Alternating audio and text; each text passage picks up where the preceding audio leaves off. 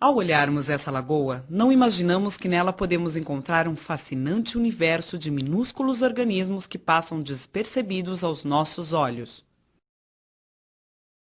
Para desvendar esse universo, vamos usar o recurso de um microscópio e detalhar os seres formados por uma única célula. Os unicelulares eucariontes. Nestes organismos, a célula possui basicamente membrana plasmática, citoplasma e núcleo. Eles habitam o nosso planeta há pelo menos 1 bilhão e 500 milhões de anos. Ao longo do tempo, diversificaram-se, passando a ocupar todo tipo de ambiente úmido. A célula desses seres tem que desempenhar, a um só tempo, os papéis que as milhares de células especializadas de um ser multicelular desempenham em conjunto. Vamos explorar alguns aspectos da biologia desses organismos. A ameba desloca-se lentamente sobre o fundo da lagoa, emitindo prolongamentos que estão constantemente deformando sua célula.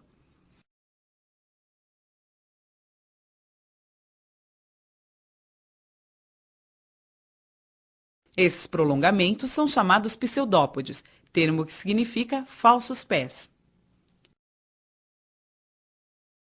Os pseudópodes também são usados para capturar alimento, preferencialmente outros micro-organismos.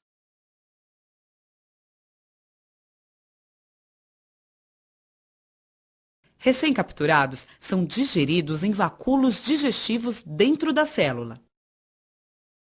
Algumas espécies de amebas produzem uma teca ou carapaça protetora. Esta teca-ameba aglutinou grãos de areia com muco, depositando-os ao redor de seu corpo. Neste outro caso, a teca foi totalmente secretada pela célula. Nas teca-amebas, há apenas um orifício, por onde saem os pseudópodes, usados na locomoção e na captura de alimento. Os heliozoários são ameboides de corpo esférico, com pseudópodes eretos e finos, irradiando-se da superfície da célula. Vivem geralmente associados a raízes de plantas aquáticas, alimentando-se de outros micro-organismos ou até mesmo de pequenos animais que tocam nos pseudópodes. As euglenas são flagelados muito comuns, que possuem cloroplastos, organelas ricas em clorofila, pigmento verde fundamental para a realização da fotossíntese. Nesse processo, sintetizam seu próprio alimento a partir de gás carbônico e água, havendo liberação de oxigênio. As euglenas deslocam-se no meio utilizando o flagelo e procuram locais onde a intensidade de luz seja adequada para a realização da fotossíntese.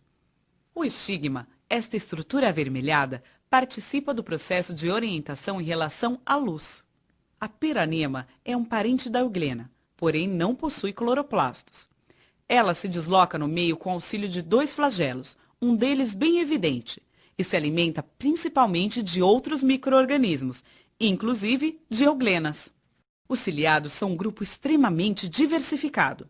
Eles possuem cílios no corpo, que são usados na locomoção e, em vários casos, na captura de alimento. No paramécio, o corpo repleto de cílios permite uma ágil natação para frente e para trás. O batimento dos cílios também promove corrente de água, que traz partículas alimentares que são ingeridas através do citóstoma ou boca celular e digeridas em vacúolos digestivos no interior da célula. O paramécio possui uma habilidade especial. Ao perceber no meio certas substâncias indicativas de situação de perigo, libera filamentos chamados tricocistos. Observe essa micrografia eletrônica de varredura de um paramécio, com os tricocistos liberados e note o detalhe de um deles. O dileptos é outro ciliado com um corpo repleto de cílios, mas que, diferente do paramécio, não usa os cílios para filtrar alimento. Com essa projeção da célula, que mais parece uma tromba, procura outros ciliados, suas presas favoritas. Foi o que aconteceu nesse caso, em que a célula da presa foi rompida e o material extravasado foi ingerido através do citóstoma, que se distende bastante. À medida que isso acontece, forma-se o vacúolo alimentar, onde o alimento será digerido. Este outro ciliado alimenta-se apenas de algas filamentosas, que ingere através do citóstoma.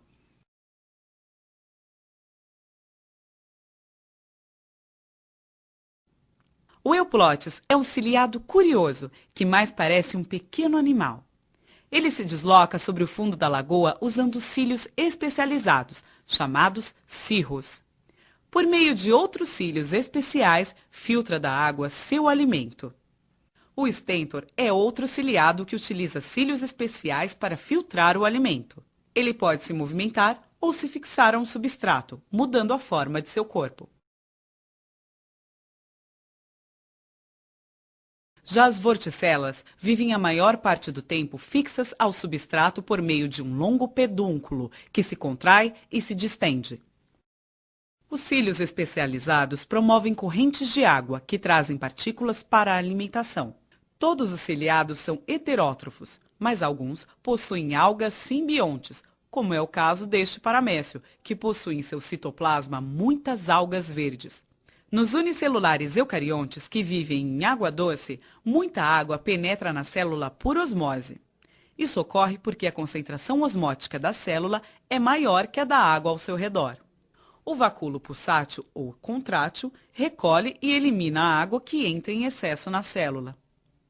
O número e a forma desses vacúolos variam nas diferentes espécies. Nos paramécios, há mais de um vacúolo por célula. Sua forma é estrelada e sua posição é fixa. Nas amebas, há apenas um vacúolo por célula e ele tem forma arredondada. Por não ter posição fixa, essa organela acaba sendo arrastada constantemente pelas correntes citoplasmáticas. Nos heliozoários, formam-se vários vacúolos arredondados nessa parte mais clara e externa da célula. Vacúolos pulsáteis são reduzidos ou ausentes nos unicelulares eucariontes que vivem no mar. Nesses casos, a concentração osmótica do meio é semelhante à da célula. É o caso desse foraminífero. Observe que ele possui uma carapaça protetora, com uma abertura por onde saem os pseudópodes, que são longos, finos e ramificados. Por meio deles, desloca-se no fundo do mar e captura diminutas partículas para sua alimentação.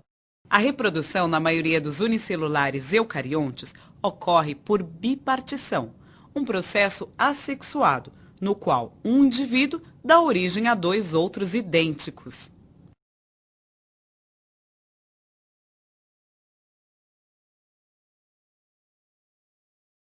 Mas nos ciliados, além da reprodução assexuada, há a reprodução sexuada, na qual dois indivíduos se unem, trocam material genético por meio de uma ponte citoplasmática e se separam.